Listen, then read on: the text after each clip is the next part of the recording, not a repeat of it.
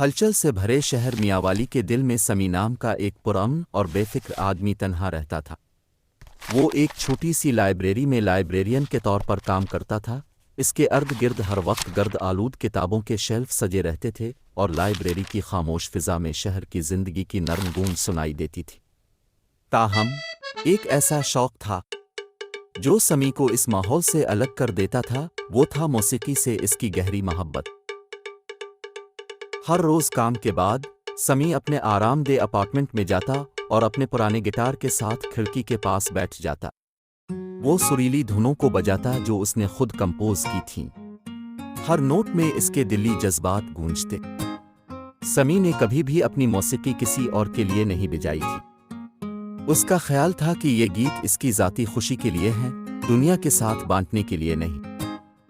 ایک شام جب وہ کھلی کھڑکی کے پاس بیٹھ کر اپنا گٹار بجا رہا تھا، اسے ایک سریلی آواز سنائی دی۔ سمی نے چونک کر باہر دیکھا۔ وہ جاننا چاہتا تھا کہ یہ کون ہے جو اس کی موسیقی کے ساتھ گانا گا رہی ہے۔ وہ یہ دیکھ کر حیران ہوا کہ یہ اس کی اپنی پڑوسن ماریا نامی ایک نوجوان عورت تھی۔ اس کی آواز پاکیزہ اور سریلی تھی، وہ اس کی دھنوں کے ساتھ بغیر کسی رکاوٹ کے گھل مل گئی تھی۔ اس دھنوں اور ماریا کی آواز کے اس خوبصورت امتزاج کو سن کر سمی کا دل حیرت اور خوشی سے دھڑک اٹھا۔ اگلے دن سمی نے ہمت جمع کی اور ماریا کے دروازے پر دستک دی۔ اس نے اپنی موسیقی میں شامل ہونے پر اس کا شکریہ ادا کیا اور اپنی کمپوزیشن کے بارے میں اپنے جذبات کا اظہار کیا۔ ماریا ایک شوقیہ گلوکارہ تھی جو اپنی آواز میں چھپے اسرار تلاش کرنے کے لیے جدوجہد کر رہی تھی۔ اس نے سمی کی جذبات سے بھرپور گہری دھنوں کے لیے پسندیدگی کا اظہار کیا۔ یوں انہوں نے موسیقی کے فروغ کے لیے تعاون کرنے کا فیصلہ کیا۔ سمی نے دھنیں فراہم کی اور ماریا نے اپنی آواز سے ان دھنوں کو زندگی بخشی۔ ان کی یہ شراکت داری ان دونوں کے شوق کی تکمیل کا خفیہ ذریعہ بن گئی۔ شام کو میاوالی کی گلیاں ان کی موسیقی کے خاموش جادو سے گونجنے لگتی۔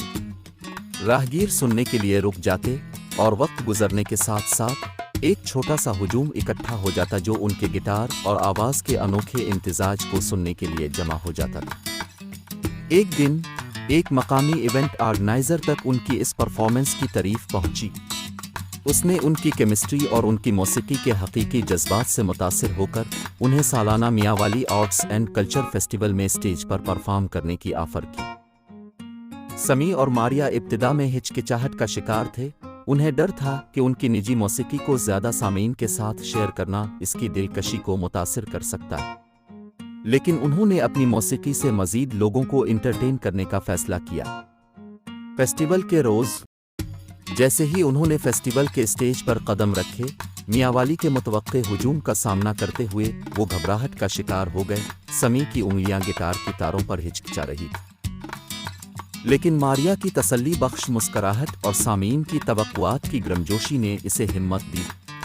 جیسے ہی اس کی دھنیں فضا میں بکھری، ایک جادوئی ماحول بن گیا۔ سامعین خاموش ہو گئے اور ان کی موسیقی کے سحر میں کھو گئے۔ ان کی موسیقی سننے والوں کے اپنے تجربات، جذبات اور خوابوں سے گونجتی تھی۔ لوگ ہر نوٹ اور ہر لفظ میں دلکشی اور صلاحیت کو محسوس کر سکتے تھے۔ اپنی چھپی ہوئی صلاحیتوں کو شیئر کر کے سمی اور ماریا نے میاوالی کے ان لوگوں کے دلوں سے رابطہ قائم کر لیا تھا جنہیں ان کی دھنوں نے چھو لیا تھا۔ اور اس طرح اس فیسٹیول کے بعد سمی اور ماریا نے اپنے مشترکہ شوق کو ساتھ لے کر موسیقی بنانا جاری رکھا۔ یوں ان کے گانے جو کہ میاوالی کے خاموش اپارٹمنٹس میں دل سے دل کی گفتگو سے پیدا ہوئے تھے، ایک دن شہر کی ہلچل سے بھرپور زندگی میں تعلق اور اتحاد کے ترانے بن گئے۔ اگر آپ بھی کسی ایسی صلاحیت کے مالک ہیں تو اسے دنیا کے سامنے پیش کریں۔